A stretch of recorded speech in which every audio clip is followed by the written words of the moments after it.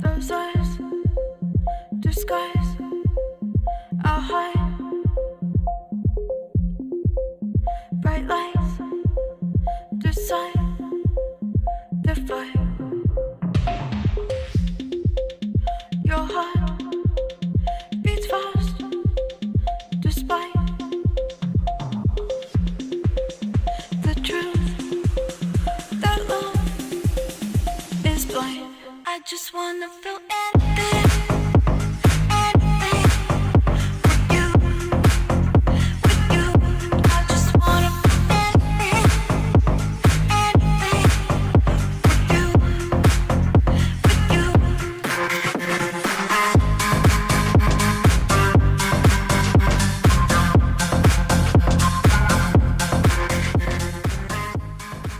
Welcome to the Clean and Filthy podcast with your host, Matthew M. Hello and welcome back to the Clean and Filthy podcast, where we are clean and serene with the filthy mind in between. I am your host, Matthew M., and I am an addict in recovery. Welcome, everybody. Hope everybody had a beautiful, blessed week. We are back with episode 20. Got a great episode for you today. We're going to be talking about tradition number 8. We're going to be talking about my favorite moment of the week. Going to be answering more questions. And of course, got them clean time shout outs. So hope everybody's blessed, having just an amazing start to their week. It's Tuesday. It's still kind of a start to the week. And yeah, just strap in. We're going to have fun today. Before we go anywhere, we got to make sure to give that huge thank you to our episode sponsor, Etc. by Emily. If you are looking for a job or you have needs to be, staffing for an event or a party, make sure to check out her information in the description below. They are always hiring, and it's a great place to work. I used to work there. Also got to give a big thank you to Valentino Khan, Allison Wonderland, and Mad Decent Records for our intro music of anything. All of the information to download and stream it is listed below. So give that song some love. Even if you don't love it as much as I do, I'm sure you're loving it. Gotta say what's up to our VIP supporters. These are the people on Patreon that are making donations to help build this podcast. Again, if you would like to be one of these VIP supporters, you can always head over to the website, www.cleanandfilthypodcast.com. In the top right corner are all of our social media links.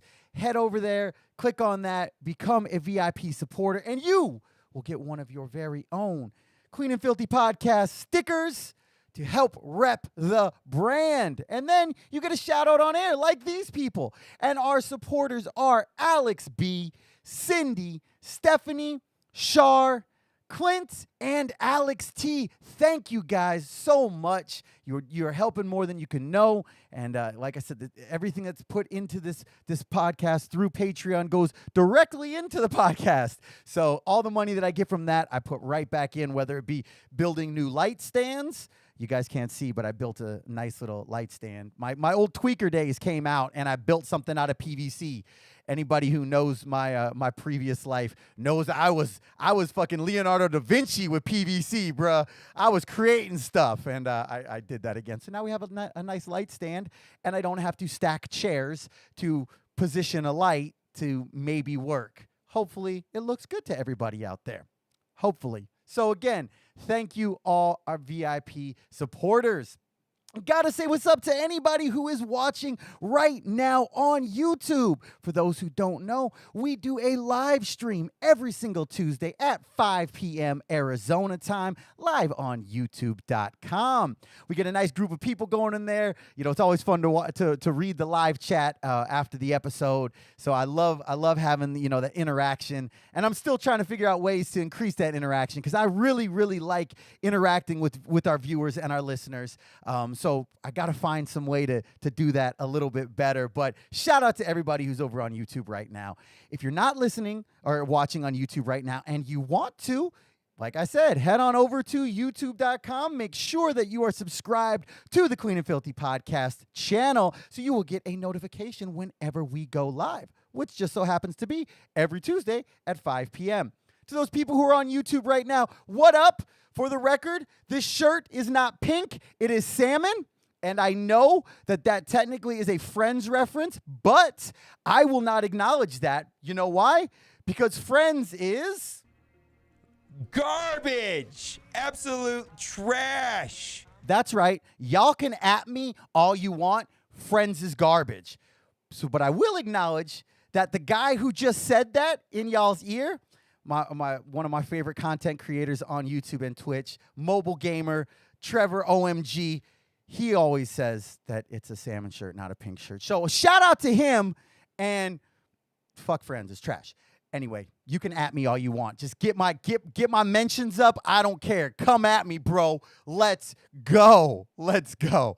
I digress. If you are watching on YouTube right now, what up? Get that chat popping. Let's go, let's go, let's go. And if you want to help support this podcast, please make sure to download this episode wherever you consume your podcast from.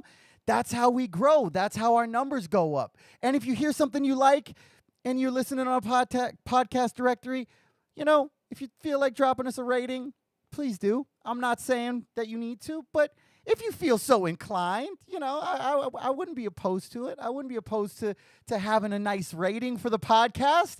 And the only way we're going to do that is from people like y'all. I said early on that I was going to be spiritual, and in the past, I set up a bunch of fake YouTube channels just so that I could like my videos more, or I would put them in playlists and just let them keep running so I get more views. I said prior to starting this podcast, I was not going to do that.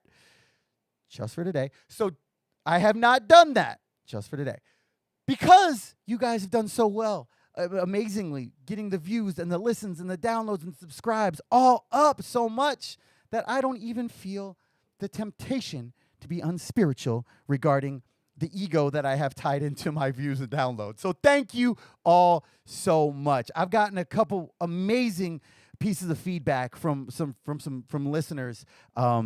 That really, you know, really touches me to be able to know that this podcast is helping one person means that it's worth it.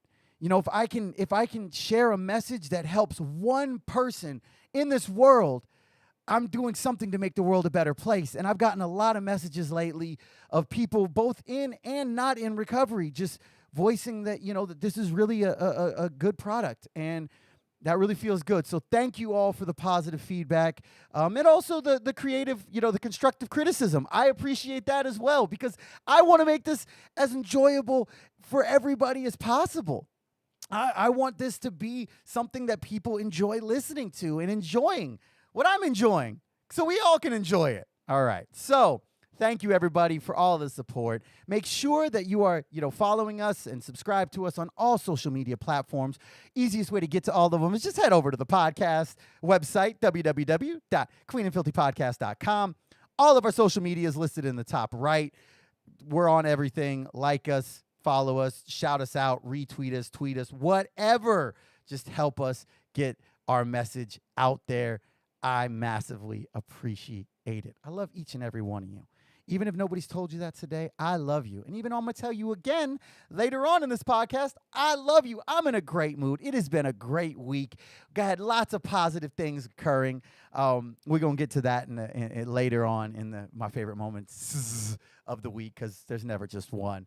But first, we got to describe and explain what we are, what we do before we go any further. So again, my name is Matthew M. I am an addict in recovery, and this is the Clean and Filthy Podcast. We are a 12-step recovery-based podcast recording live every single Tuesday at 5 p.m. Arizona time, with episodes available for download wherever you consume your podcasts. We're on Spotify, Apple, Google, Deezer, pretty much every podcast directory there is. We are there.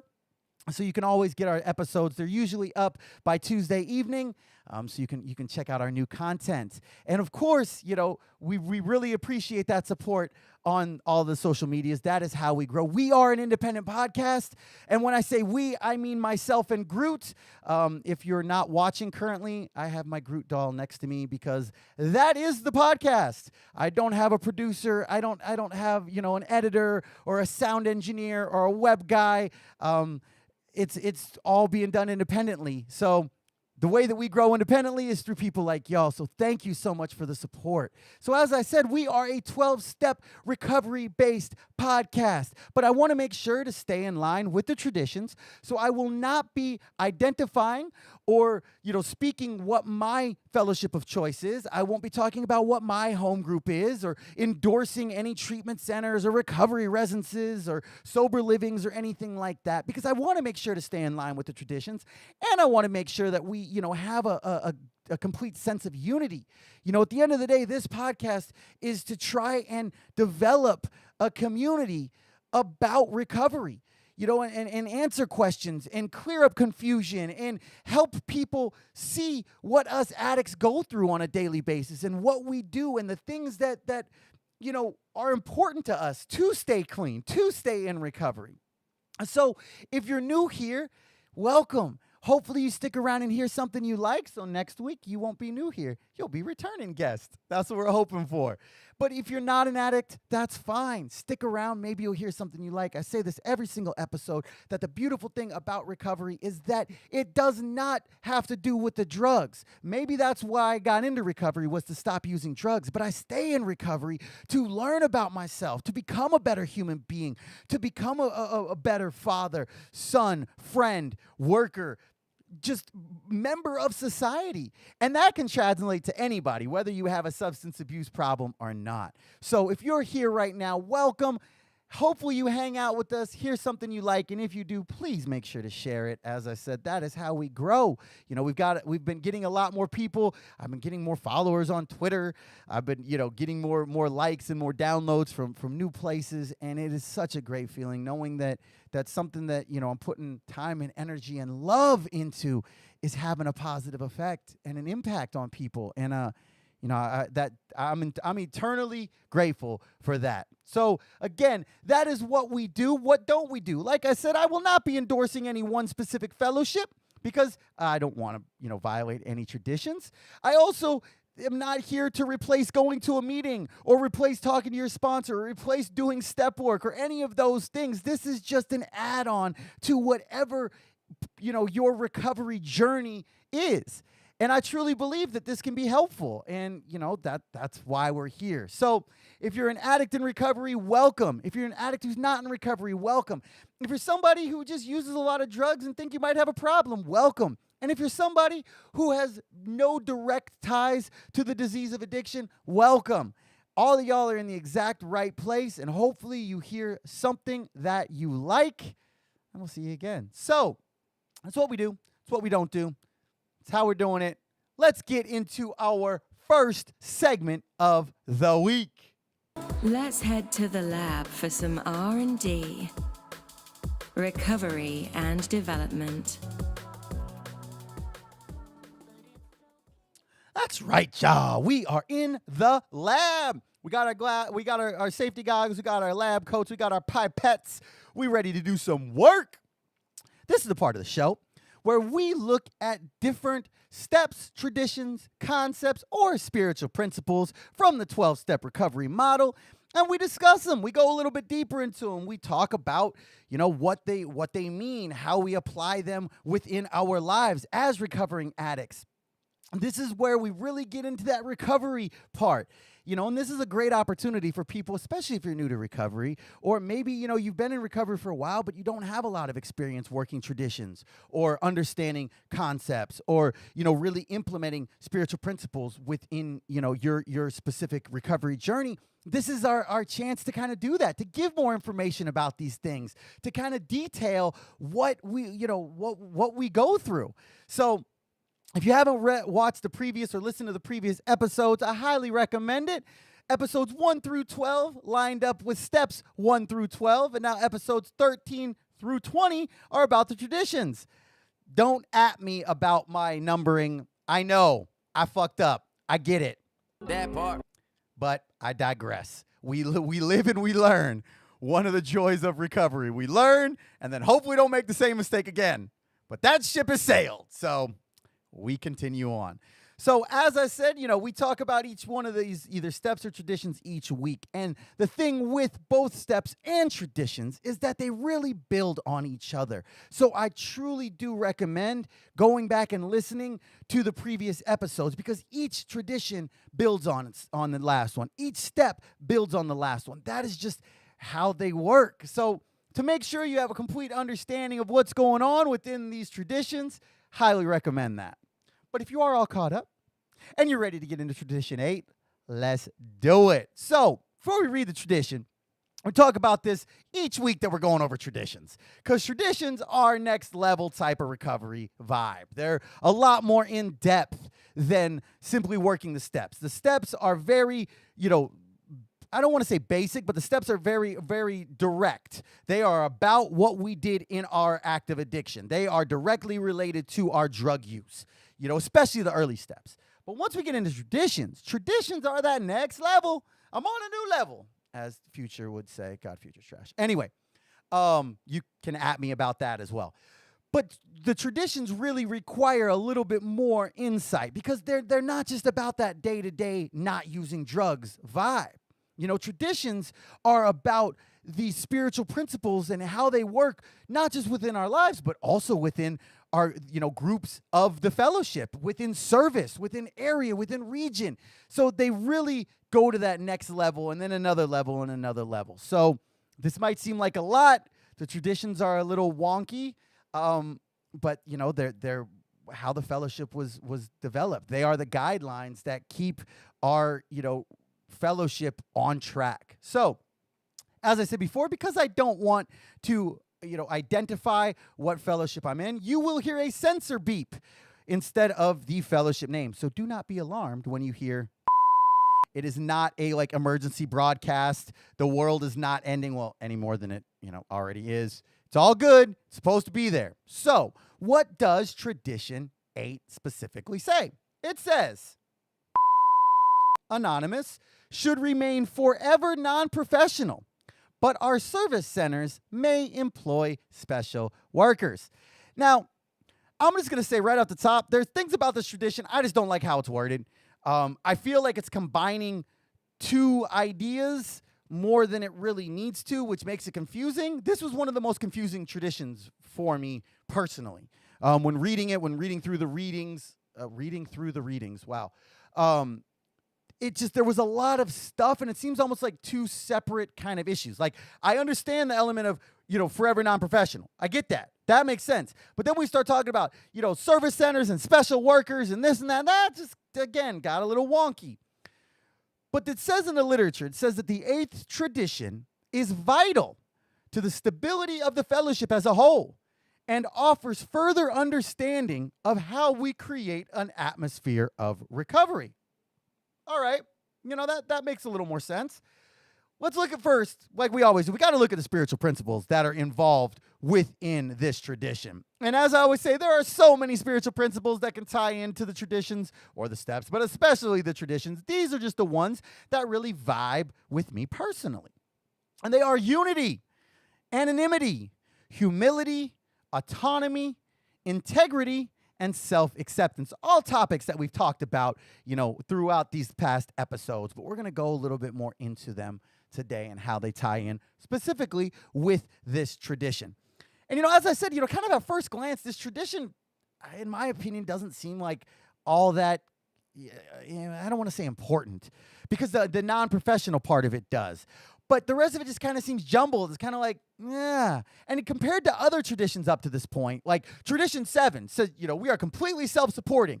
Fuck any outside money. This is us. For us, by us, that's it. By addicts, for addicts. And that one makes sense to me. Tradition 3, saying there's no requirement for membership. We ain't looking at your credit score. We ain't checking out your education levels. We're not looking at your sexual orientation. None of that. Fuck all that shit. You want to stop using? You're an addict. Welcome. Those are very straightforward. That makes sense to me. But tradition, tradition H just seems a little like, okay. But it says in the literature, and I really like this, it says that by committing to being non-professional, we ensure that our simple way will be an enduring legacy, freely given among equals. So what does it really mean when we're saying, there's no professionals in the fellowship? Because obviously, certain members are professional members. There are doctors, there are lawyers, there are all those type of people that are members of the fellowship.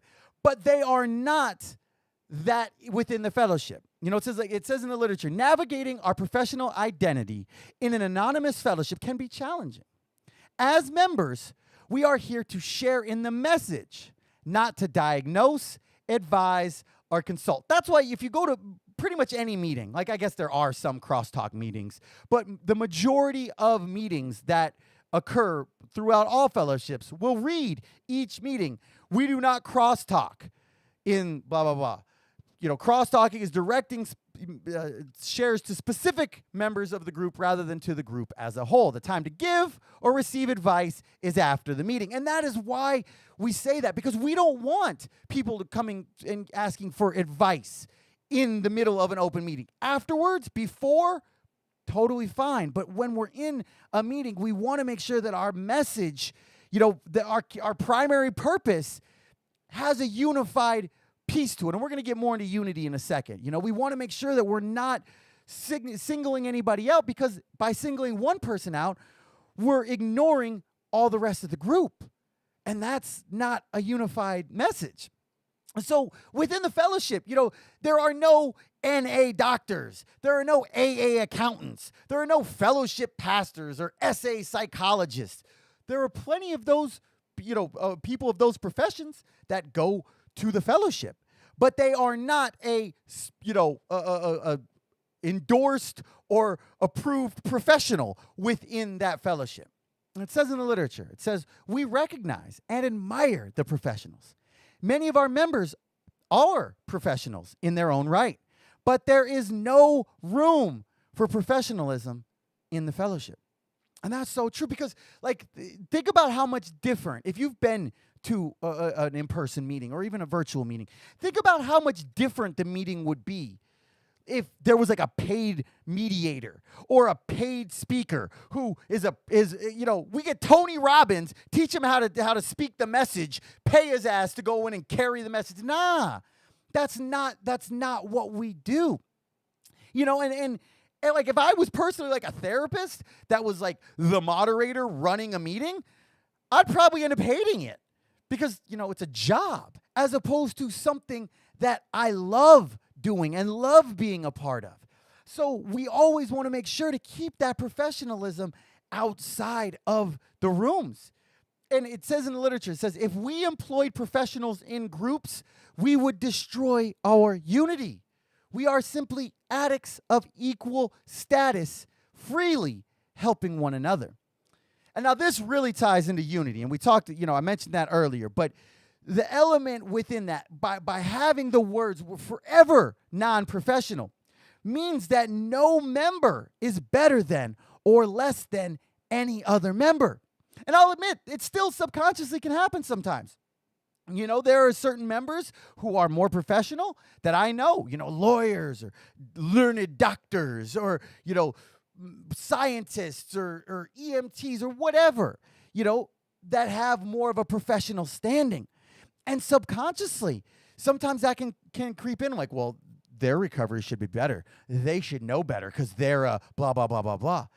And that can lead to almost putting that member on a pedestal, which is unfair to do, not only to the member, but also to ourselves. Because we are all the same. We are all equal. Nobody is better than or less than. There's a musical artist who's in recovery who's talked about, being in a meeting and somebody coming up to them and talking to them about their professional life, and being put up on a pedestal to the point that now this person felt scared that he couldn't tell this person in the meeting that he had just relapsed because they had put this unfair expectation on him because they brought the professionalism into the rooms. And again, I'm not saying it doesn't happen. And I'm not saying that it's always such a bad thing, but in that instance, that member who had just relapsed flat out said he could not confess that he had just relapsed because of how this other member was saying how important his music was. And that is what we don't want. You know, when we put titles or classifications on people and we stop looking at them as simply an addict, we set ourselves up for potential failure in a lot of ways. You know, if somebody is some, like I said, some learned doctor, and they're sitting in a meeting with somebody who maybe is homeless, maybe, you know, never got a formal education, or maybe is just got out of prison, or whatever it is, and we don't view them both as equals. You know, that member that's in the prestigious position could potentially hear a life-saving message from someone that they never would have, from that homeless person or from that person who just got out of prison or whatever the circumstances, that they never would have if they hadn't left their profession at the door. Because a lot of times, you know, people, especially with how, you know, work is considered in, you know, most of the first world countries, you know, you become your profession. You know, you're not just this person. You're like, yeah, I'm a doctor. Okay, but you're also a human being. And when you're in the rooms, when you're in the fellowship, you're not a doctor. You're not a lawyer. You're not a movie director. You're not an actor. You're not a rapper or a singer, whatever. You're just an addict. You're just an addict there to carry your message. And that, you know, that's one of the things that can be so important. And that's why it says in the literature, it says that when members are not professional, or I'm sorry, when members who are not professionals see that qualifications in the outside world don't matter in the fellowship, it sends the message that the fellowship is a place where wisdom, experience, empathy, and humanity are valued more than anything else. That part. That is so huge. And then that empathy level, it's not, you know, you're only going to get empathy if you're a prestigious professional. It's not you can only have your life saved by the fellowship if you got a 4.0 in college. It's none of those things. It's one addict helping another. Because, like I said, we are all just human. We are not our professions. I am a human being. I am an addict, period. When I am in a meeting, that is what I am. Before a meeting, after a meeting, sure, we might talk about things a little more professionally, but I am in a meeting for recovery, to carry that message, not to identify with the other, you know, doctors or lawyers or feel that I'm better than or less than. No, it's just to carry the message. And it says that in the literature, it says, by not placing professional status on any member, we ensure that we remain forever non-professional. It allows us to be what we truly are. One addict helping another. And as I always love saying, because it's one of my favorite quotes, the therapeutic value of one addict helping another is without parallel. It doesn't say the therapeutic value of one addict who's a doctor helping one addict who's a therapist. No, it's one addict helping another. Period. There's no other constraints to it. And that, to me, is why recovery works so well. That's one of the most beautiful things about it. And it says in the literature, it says, we may bring skills or experience with us, but we don't bring status. Like I said, somebody could be incredibly educated. They could be a Harvard PhD educated. Okay, cool. You've got different experience than I personally do. You've got different skills than I personally do. You might, like I said, maybe you're a super amazing professional public speaker, or you're a broadcasting major, or a communications major, an English major, and you are very eloquent. You are a cunning linguist.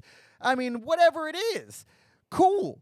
But that doesn't mean that you're any better than anyone else. And this is an interesting thing, because sometimes these skill sets that members have and come out naturally in a meeting can almost lead to like where you feel that person is like a person of authority, which, as we've talked about before, we don't have that. There's no, big I's, little U's. There's no kings, queens, presidents, none of that. So we've talked about that in our previous episodes, but sometimes that can come across. So it's important, like, for groups to create meetings and formats that can help demonstrate our equality. That, if a meeting meets 7 days a week and one person exclusively chairs every single day, it's going to be very difficult to not see them as some point of authority. That's just how it is. And this is something that I've actually encountered. During the pandemic, I did a lot of hosting for virtual events, whether it be our regional convention when we were online, or we have an event called Blues Fest, whatever it is. I was doing a lot of the hosting, and so people would say, like, "Oh yeah, I saw your event," or "I want more information about your event," and I have to clarify. I said, "No, it's not my event. I was simply a host for it. I was just being of service to the event. It's not mine." But it can definitely happen, which is why the groups have to kind of focus on finding ways to make sure everybody's skills are brought to the surface in a lot of ways. So there aren't those thoughts of, wow, that's that person's meeting. They chair, I've only ever seen this one person chair this meeting. It must be their meeting, which that's not the case. Another thing, and we talked about in the spiritual principles, is anonymity and how this ties within anonymity. So it says in the literature, it says, reaching out from addict to addict is an application of anonymity. We leave our professional identities at the door, so that regardless of clean time or profession or what we do outside those doors, or how educated we are, or how many sponsees we have, or how much service we have done, we are all just members staying clean for another day. Just for today, we are all equal. It says that in the literature, it says each of us has a message to carry. We all need each other. Our beliefs about who or what we are or how we think we are perceived matter very little. And that last part, matter very little, or who we think, how we think we're perceived, that gets easier with time. I'll admit that. Once we work through that 6th and 7th step and get rid of some of them character defects, that one gets a lot easier to do. But once we can eliminate the professional element of it, everybody is on a level playing field. Everybody has a message to share. Every single person is an expert on their message, on their experience, strength, and hope. So we don't need to have, a professional element. And even though that professional person might have more skills in certain ways, they aren't an expert on my story. I'm an expert on my story, on my experience. And when I carry my message, or carry the message and how it ties into me, that's my chance to show my expertise, to show my skill. So it doesn't matter what somebody's profession is. We are all the same. But this doesn't mean that we don't utilize professionals within the fellowship. Now, this is something that we're going to talk about, a little bit further when we get into special workers and stuff like that. But it is very important to have boundaries and consequences. And think about what the consequences are, if something goes bad. We have to consider what is appropriate. Because for me personally, my doctor, accountant, tattoo artist, car mechanic, photographer, website, IT help, and social media consultant, just off the top of my head, are all or have been members of recovery. But it's not something that is directly in a meeting when it occurs. Does that make sense? Those are all people that have those professions and are a part of my life, but it's not directly within the meeting. But when we talk about consequences, we have to think about that. We have to think about that because, it says in the literature, it says we all deserve the right to recover in dignity and keep our work separate from our lives in the fellowship. I'm sorry, and keeping our work separate from our lives in the fellowship may be an important part to preserving that right for ourselves. Because what if, my tattoo artist, who I'm going and seeing outside of a meeting, royally fucks up my ink work? What happens if that? Or what if my doctor misdiagnoses me? How would that affect my participation in that meeting with that person? Would I stop going to that meeting because my accountant fucked up my taxes? Would I stop being a part of the home group because my doctor didn't, read my chart right? So those are those potential consequences that we have to look at, that maybe we don't think about at first. Because, again, these seem like kind of, I don't want to say trivial, but just not as important as a lot of the things we have covered within the steps and traditions, but they are still something that we have to really look at. So hopefully that gives some good understanding on the non-professional part of Tradition 8. But now we got to look at the last part, the wonky donkey part, to quote Peppa Pig. That really is like a little what? And that's when we get into service centers and special workers. Okay. First off, we got to talk about what is a service center. Says in the literature that a service centers it is defined as a place where service committees operate. Service centers and special workers are found in relatively few places in our fellowship. So they're a very rare thing, which is also part of the reason why it seems weird that they're in the same tradition as something that is so important, forever being unprofessional. To me, that is just like, I don't know, it's weird to me, and I'm sorry. Forever being non-professional, not unprofessional. Hopefully, we are professional in some way, shape, and form with how we operate in life. So what are some service centers? Like, one thing is the World Service Office. They have specific hours, and they employ certain people based on their skills. It says in the literature that special workers are necessary to ensure the efficiency in an ever-expanding fellowship. So some places, different states or areas or regions actually have local offices that you can go to. That is a true fellowship office. And this doesn't, talk about fellowship halls, or the bookstore at the North Scottsdale Fellowship Club, or, that's not the same thing, or a treatment center, a detox center. No, that's not a service center, because those aren't directly related to the fellowship. They might work in conjunction with, or have some kind of partnership with, as we talked about last week in tradition. 2 weeks ago in Tradition 6.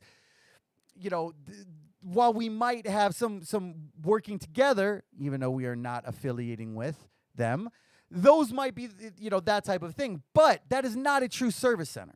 A true service center is a place that is directly related to the fellowship, such as a world office, a world service office. Now, what is a special worker? So a special worker, is the full-time staff at the world office. They're the people sending out merchandise that is sold from the world office. They could be the vendors that, work within making sure the phone line calls get to the correct people. They can be convention vendors. They might be the people recording the speakers or making T-shirts or possibly even providing accounting or legal expertise. I know that is something that I've seen in my 3.5 years in the program, that there have been times where a legal expert was needed. That would be a special worker. And so it says in the literature that Tradition 8 makes it possible to enlist the help of people beyond our volunteer trusted servants in order to get some of our work done.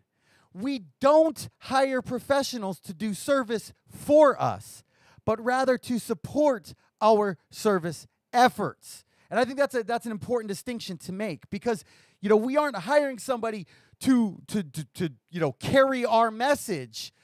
We are hiring somebody to help us ensure that we can carry our message correctly, whether it be from a legal perspective, whether it be for setting up at a convention and getting the audio, video people there to make sure all the microphones are running right.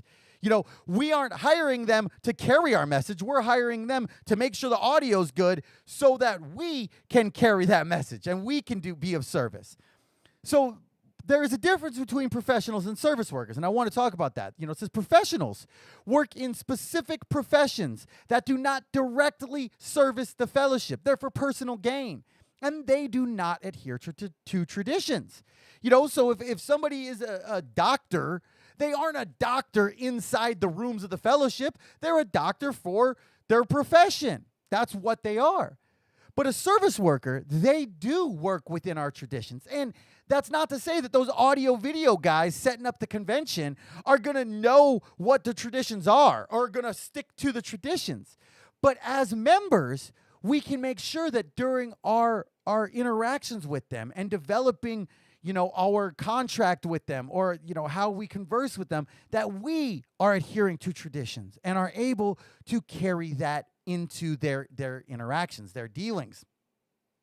And those special workers are directly responsible to the people that they serve, which is the fellowship. A doctor is not responsible to the fellowship. A lawyer who's outside of the fellowship, being a standard lawyer, not for the services of the fellowship, isn't responsible to the fellowship.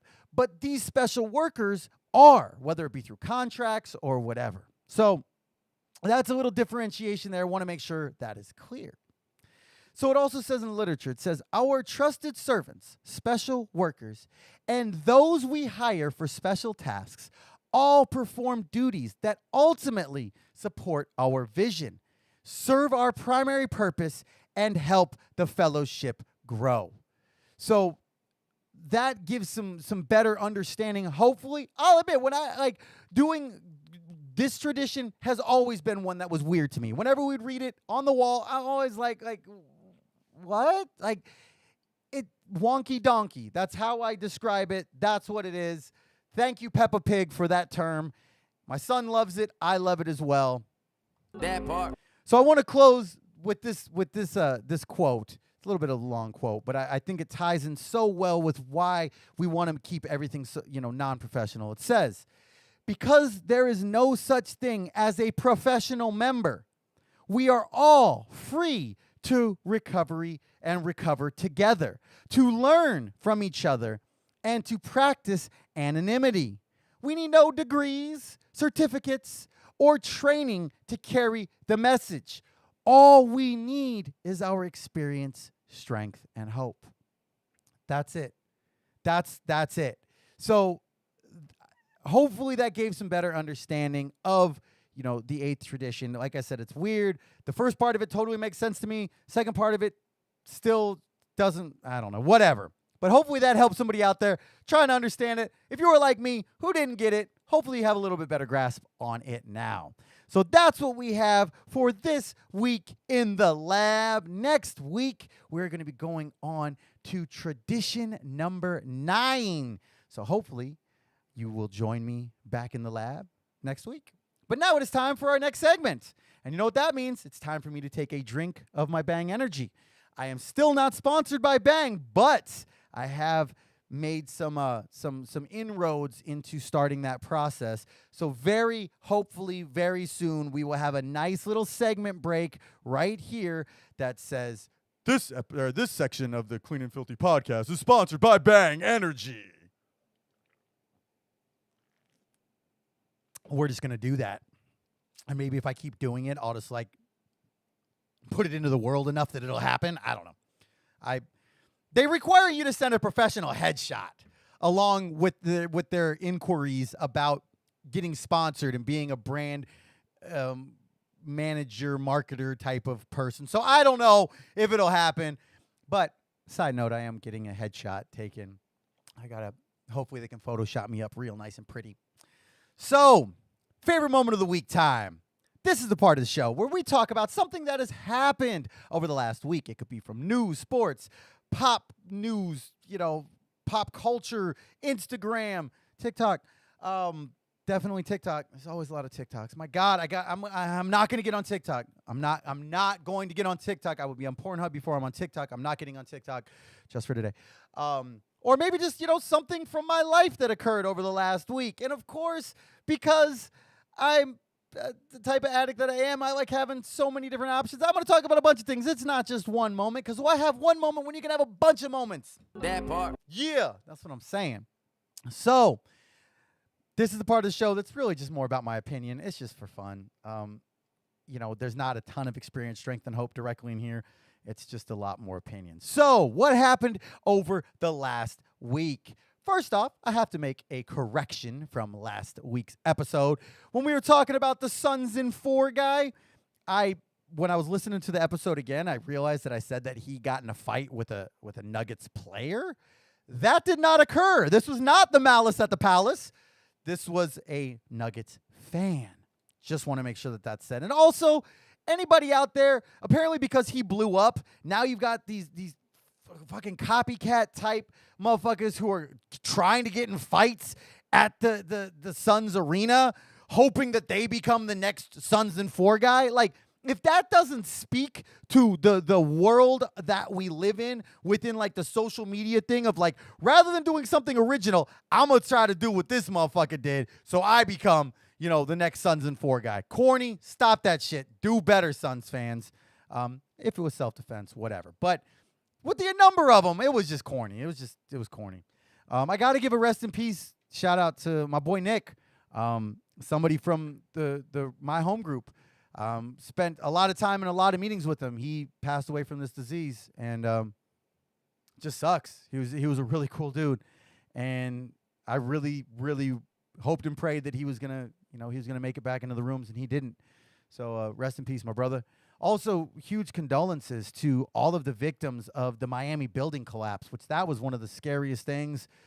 I mean, like, just seeing that was not something you see in a first world country. You don't see a building just collapsing without the cause of a bomb or an earthquake or controlled demolition or something. Like, that's just not something you see.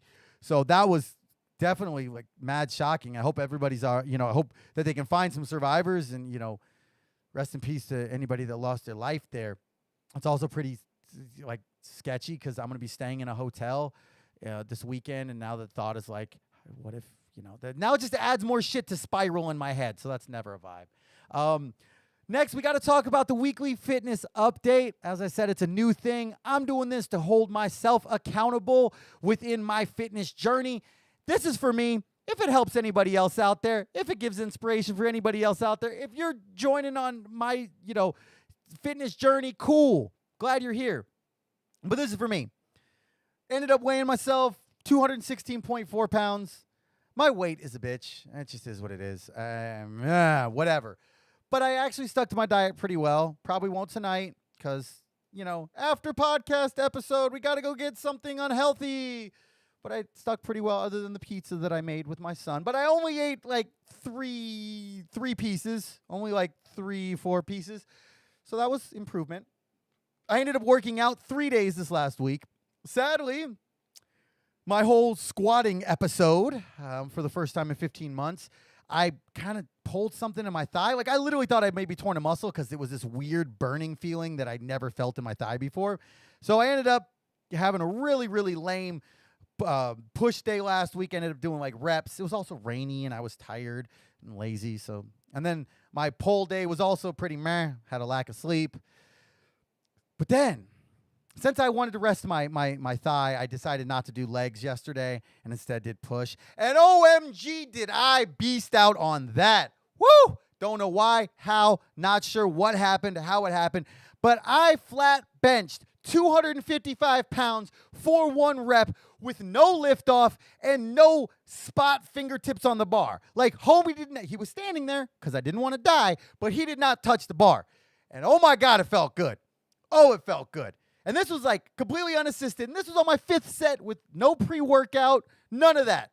Nothing. So essentially my 1 rep has upped from about 30 pounds in the last 2 months. That's pretty cool. Feels pretty good. I think it's the most I've ever like animalistically roared. Not intentionally. I couldn't help it. It was really funny because the dudes right behind me were benching like 365 and they weren't making a fucking sound. And I'm over here like 100 pounds left, like whatever. I got it up. Phrasing? Yeah. I got the bar up. I got the rep up. Pretty sore. Kind of torqued my neck a little bit. It's okay. I'm getting a massage tomorrow, so it's all good. But because of that, I totally shot myself out, and the rest of my workout was pretty meh. I also didn't get the chance to do my standard abs and core. Abs and cardio, because I just was running late. That just happened a lot this week. So, gym was fire. This will be a returning segment on this segment every week to keep me accountable. That part. So, next thing. If you're not watching Dave, go watch it from the beginning. One of the funniest shows on TV. And Chuck, this last episode, Chuck, was absolutely fire, Chuck. It was so good, Chuck. Oh my God, Chuck, it was so good. It was hilarious. It was stupid. It was deep. They actually got into like topics of like privilege and racial inequality and like some mental health, like panic attacks and all circling like the most ridiculous episode ever. It's cool because I actually got a couple people into it. Shout out to one of my boys who's coming to town this weekend, and I'm actually rewatching it right now just so we're completely even on it, and I'm going to introduce him to the Chuck episode. It's going to be amazing. And I feel so bad for our group chat. Like, I'm in a group chat, and 2 of us saw the episode, so we started referring to everybody and everything as Chuck, and the other 2 people had no fucking clue what was going on. Sorry for that. But, oh, my God, it was so good. Go watch it. Next up in this week's news on TikTok, I'm not going to get into too much of his content because he's a lot more political than I really want to get into on this show. But if you like political commentary, check out the Jolly Good Ginger on TikTok. I am not on TikTok. I just watched the good TikToks that are sent to me and posted on Instagram. I'm not on TikTok. I will not be on TikTok just for today. But it's funny because he reminds me of like some of the cousins and family members that I have, down in Georgia. Kind of some of my like uncles, second removed or however that shit works. And because of his accent, he's got a very thick accent, but then the things that he's saying, it's like, wow, he spit some fire. And his most recent video was very interesting, and I liked it. I like things that make me think. Loki episode, weak as fuck. I said it, at me all you want. That episode 3 was weak. And we only get 6 episodes.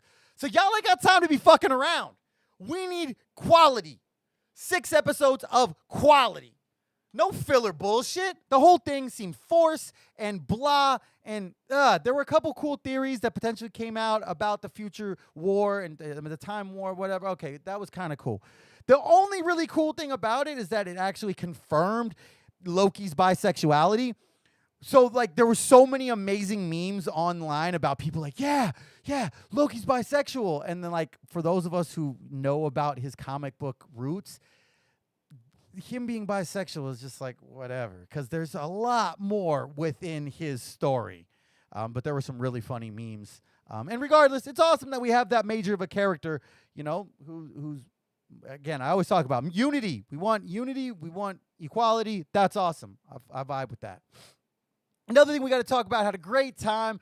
One of my really good friends got 4 years clean. We're going to be giving her a shout out a little bit further down. I've known her since the beginning of my journey, and it was awesome to see her get that time. And it was a really large meeting. It's the biggest meeting that I've been to. There was probably like 30 plus people there. And then we all went out to dinner afterwards, 20 deep, mobbing through California Pizza Kitchen. Not an endorsement, just a statement. And it's cool because it's weird. Now that I'm a parent, I'm realizing how much more time I actually enjoy spending with kids. Like, before, I was like, okay, yeah, kids are cool. Okay, kids love me. Yeah, whatever. But, like, meh. But now it's like I really enjoy, like, teaching and, like, showing. And because when I get to teach my son something, it's really fun. So I really had fun doing that. So, yeah, shout out to anybody in the fellowship who has kids.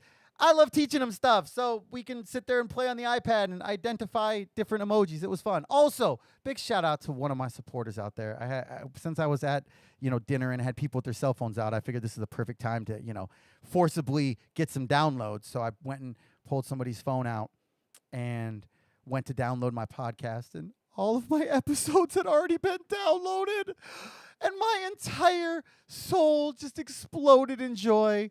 Felt so nice. Like, I love the support that I get from everybody, but when I get support from an area that was totally unexpected, it's a great feeling. So shout out to you and everybody supporting me. Shout out to all y'all.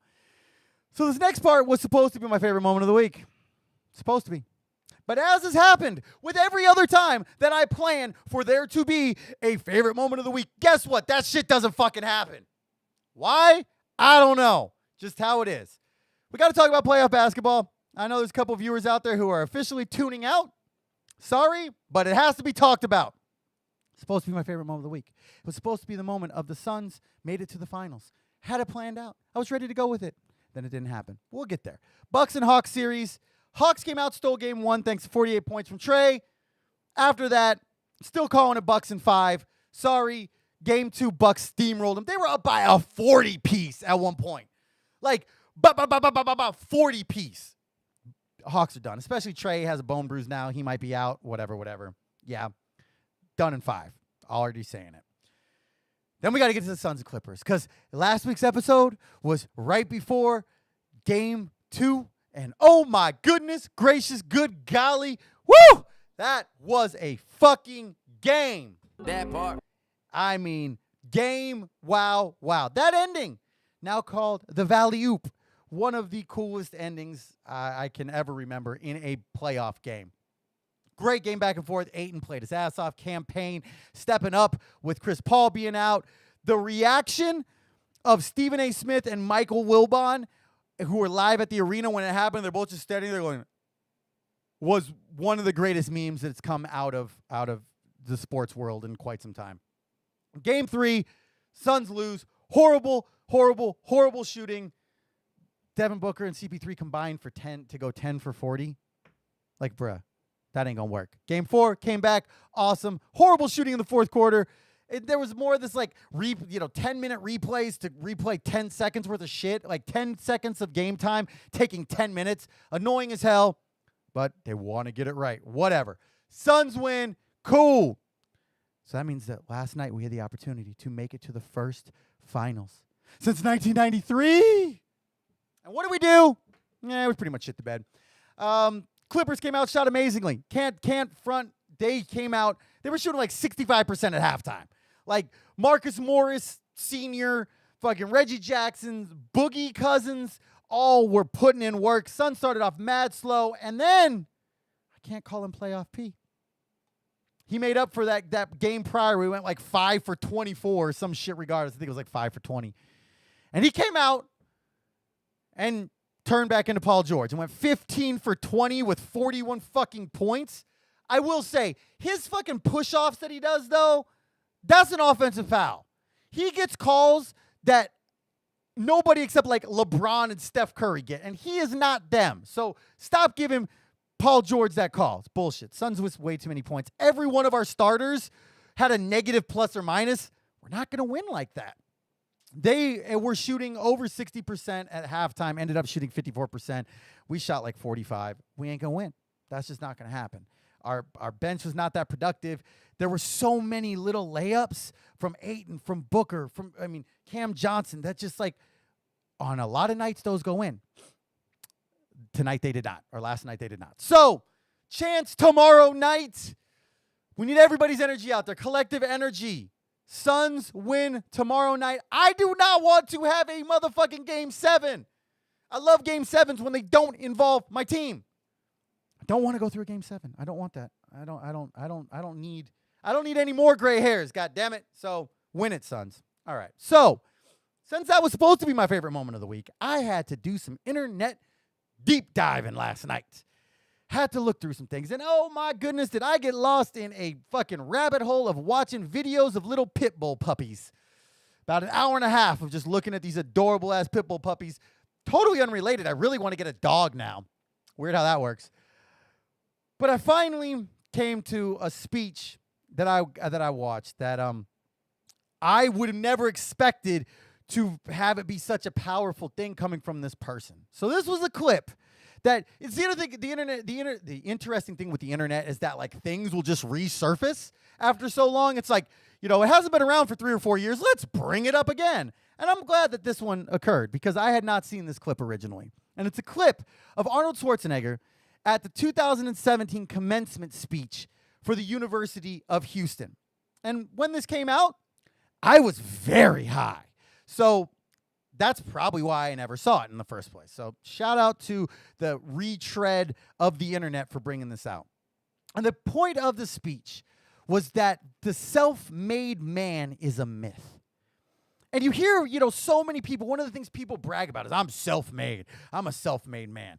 Even when it's people who blatantly aren't, like Kylie Jenner or former president or, these people who, I created this billion-dollar company with a $10 million investment.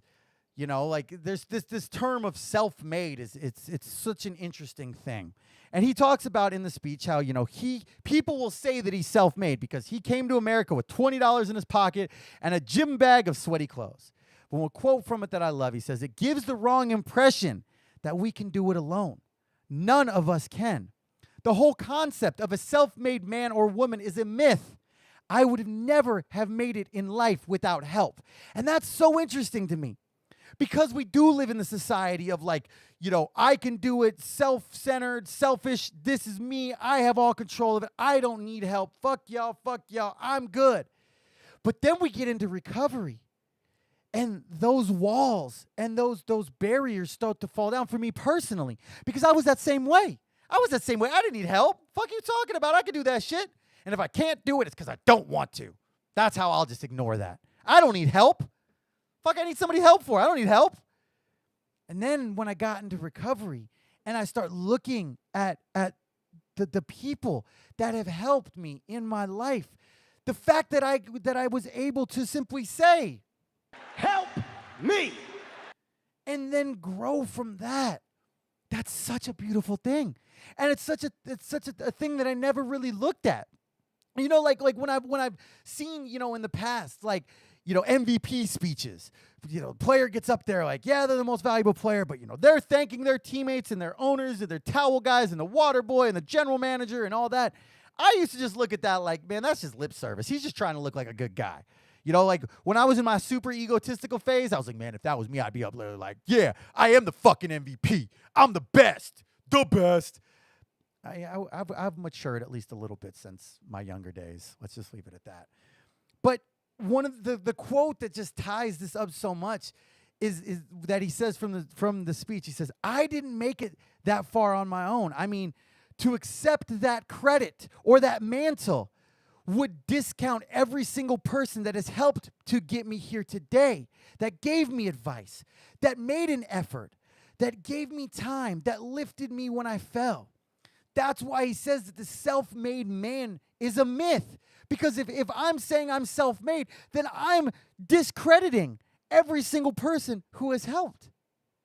And so for so much of my life, I believed that. I believed that I was the one who could do it. I didn't need help.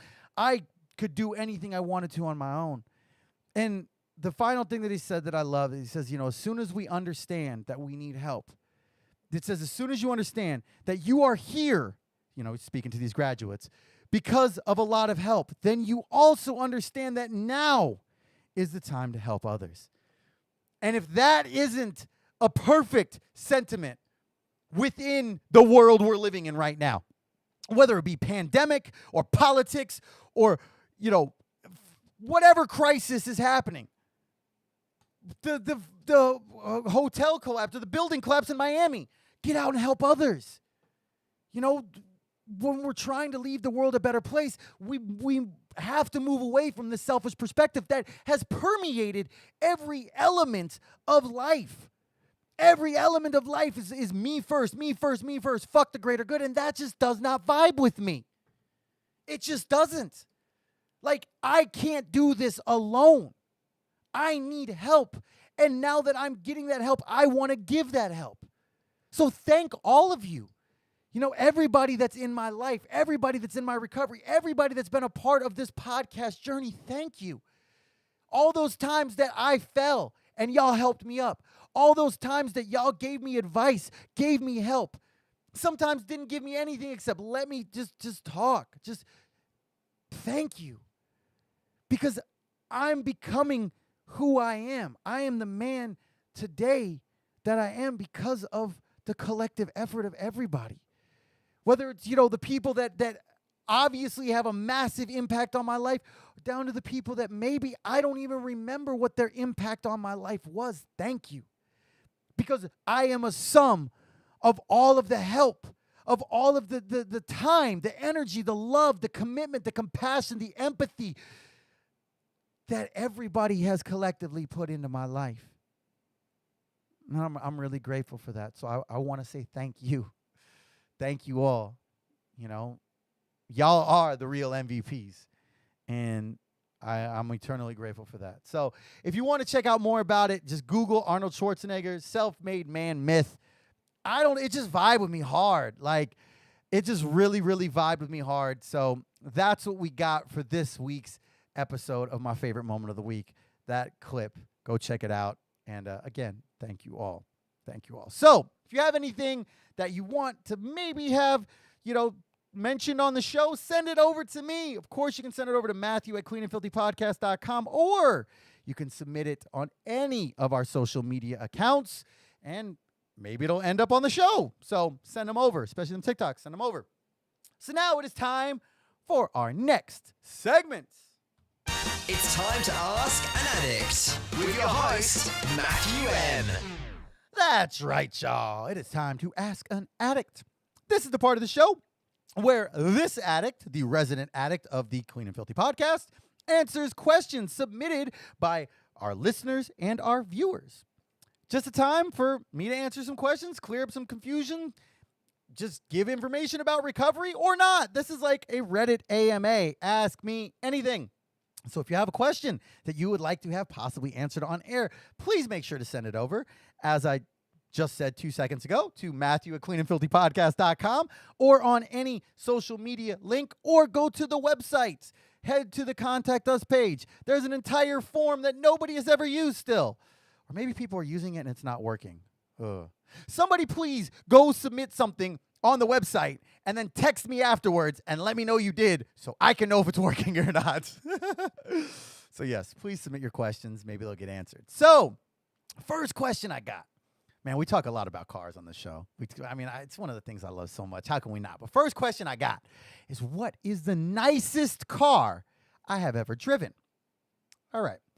One honorable mention to this list. I have to mention the fact that I sat and started up and revved the engine of a rather famous Suns player's Ferrari California. I did not get to drive it because, I just didn't. But I got to sit in it. I got to rev the engine. It had like $60,000 worth of engine work on it. Oh, my God. It sounded so good. Had to mention that because that's an honorable mention. I've driven older, it wasn't old at the time, but an SL55 AMG.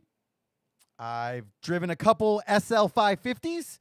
Actually, that is the fastest I've ever been in a car. I hit the limiter on an SL550. It wasn't the AMG, so it was still limited at 155 miles an hour, and I hit the limiter. That was a lot of fun.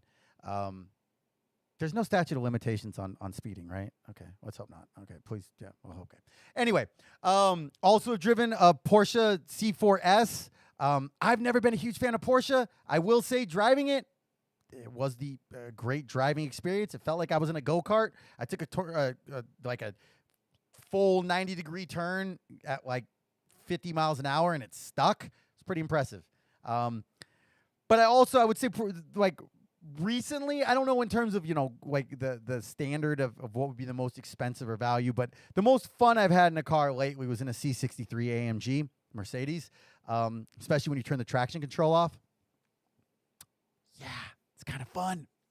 I'm not saying that the parking lot at the Best Buy at Cactus and Tatum Boulevard in Scottsdale, Arizona got donuts in it, but I'm not saying it. You know the tires? You know what they were? It's lit. Yeah, they were pretty lit. All right, so those are probably the nicest cars that I've driven. Anybody out there who has a fire car that would allow me the privilege of driving it, I will promise I'll tag you on social media. I really need to drive some more incredible cars. I just do. So shout out to anybody out there who, has some kind of supercar that even if you just let me get in it, drive it for like 20 feet, I'm good. That's all I need. Cool. Also have to mention that I used to have a Suzuki GSX 1300R Hayabusa. That is the fastest I've ever been on a vehicle. I mentioned this in a previous episode. I hit the limiter on that, which is at 176 miles an hour. That was nuts. But I wouldn't consider that like the nicest car, vehicle that I've been on. So, and they asked cars specifically. So there you go. Next question says, how can being of service help keep you clean? I've mentioned that before. That service work is so massive to my recovery. Being of service, a lot of people call me a service junkie. It's so important to my recovery, and it is one of the best ways to help keep me clean. Well, why? There's a lot of reasons to it. There's the most basic level of it is that when I'm of service, let's say we're not talking about, area or regional or, even group level service. But when an addict calls me and I pick up the phone and I'm being of service to that addict, I'm getting out of myself. So I could be having, a day full of shitty moments, really just absolute trash moments. But when I'm of service and I pick up that phone and I talk to that other addict, I'm getting out of myself. And when I get out of myself and get out of that self-obsession, being of service allows that to happen.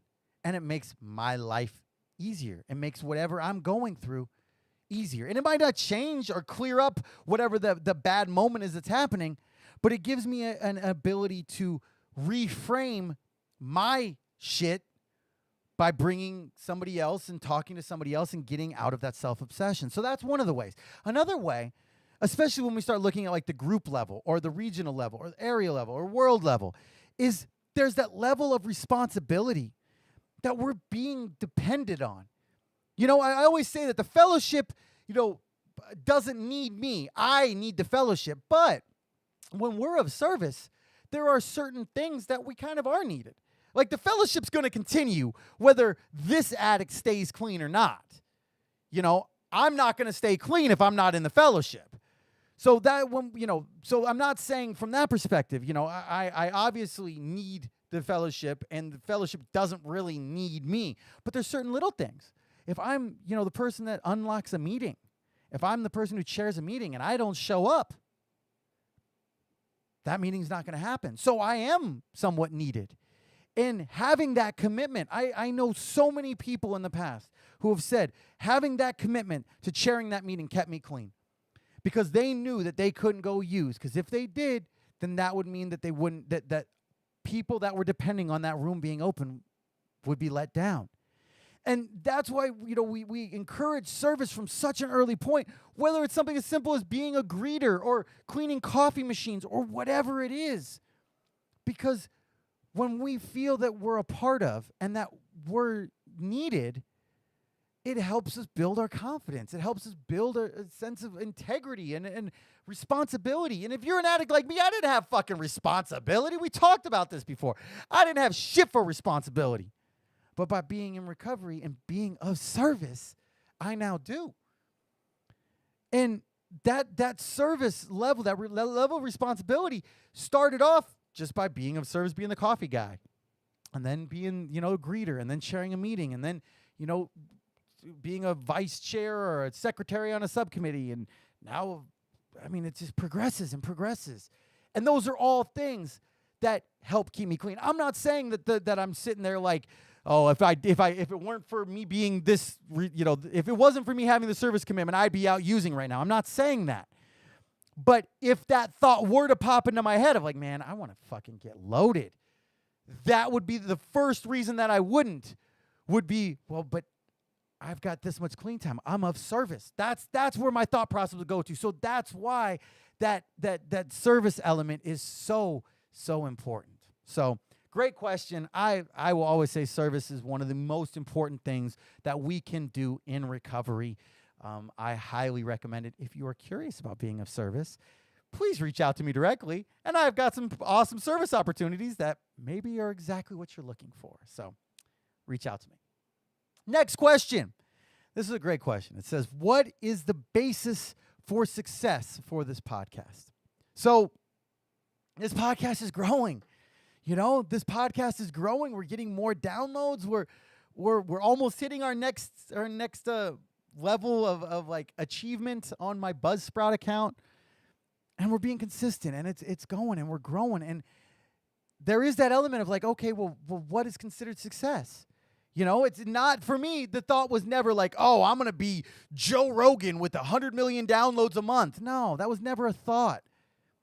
My barometer for success, what I've said from the beginning, is to make it 6 straight months with not missing an episode, having the episodes uploaded on time, keeping that presence within social media, and finding ways to continue growing. That was it. That was my goal for success, was to make it through the steps and the traditions. And hopefully I didn't just jinx myself. We're going to knock on some wood because we still technically, have 4 more traditions to go through. So hopefully I didn't just jinx myself. Well, actually, 9, 10, 11, 12. Yeah, math. What is that? So hopefully I didn't just jinx myself. But, up to this point, each episode has been recorded, put out on time, exactly like I had hoped. And so I've been hitting my goal.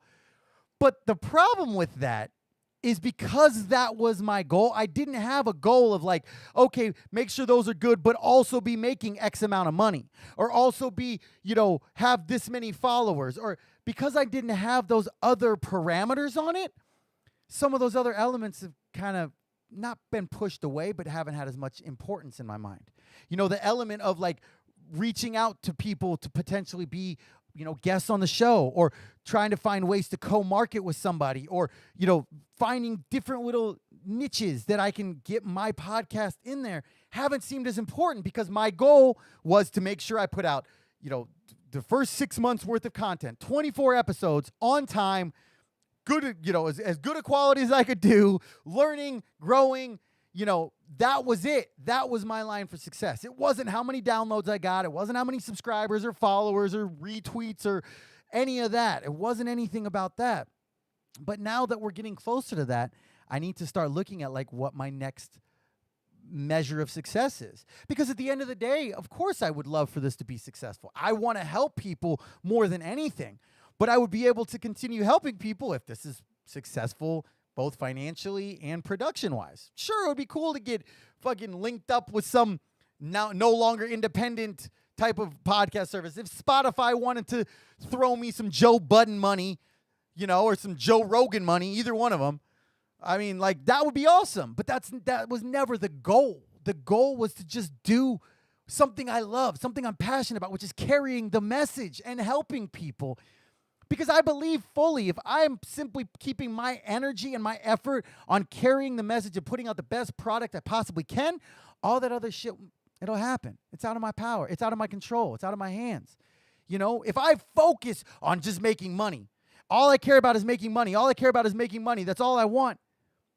That doesn't feel like I'm going to get any intrinsic gratification out of that.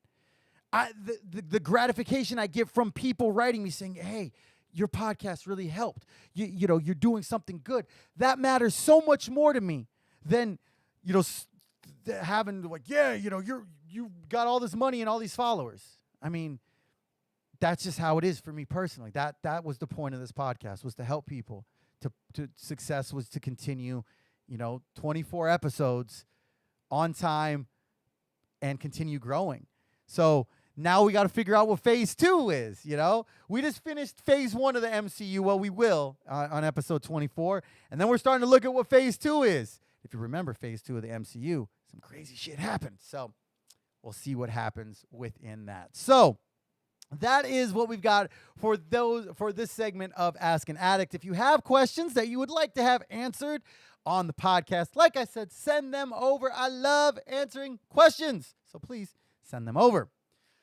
So we are almost out of time. But we can't close up without them clean time shout-outs.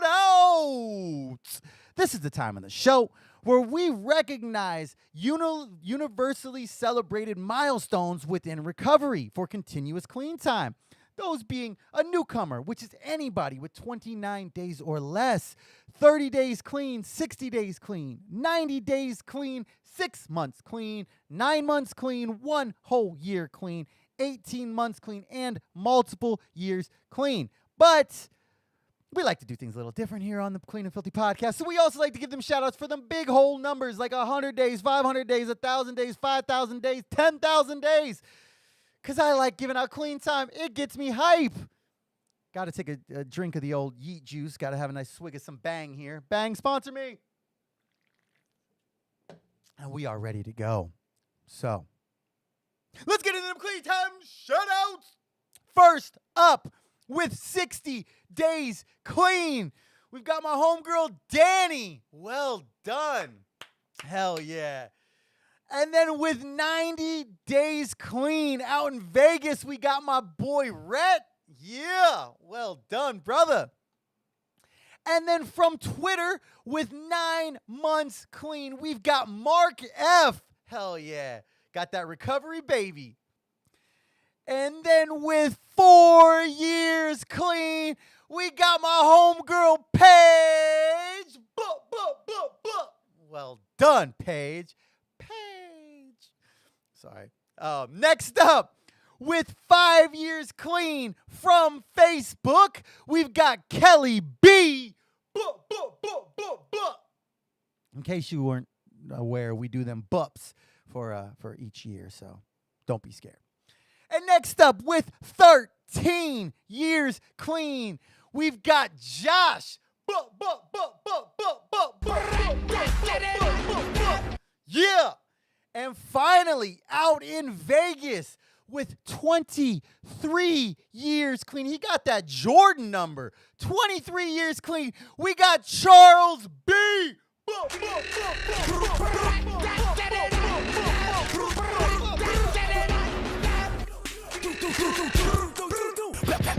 Yeah. That's how we doing. Woo. Now I'm hype. Now I'm sweating.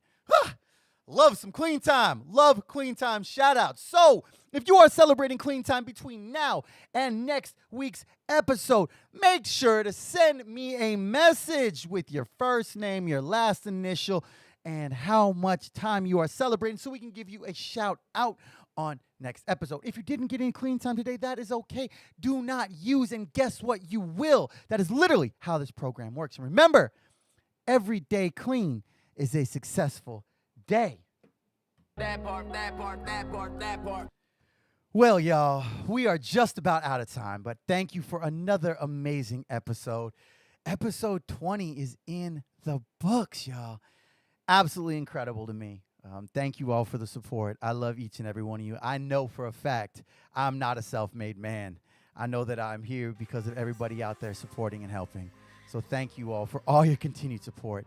Even though I told you earlier, I love each and every one of you. Even if I don't know you, even if I will never meet you, I love you, and I thank you for being a part of my journey.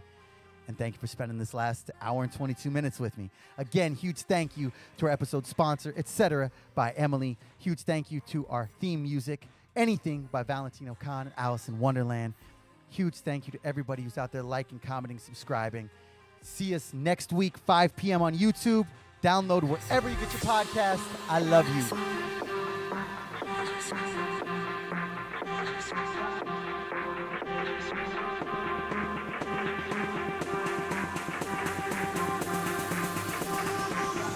I just wanna feel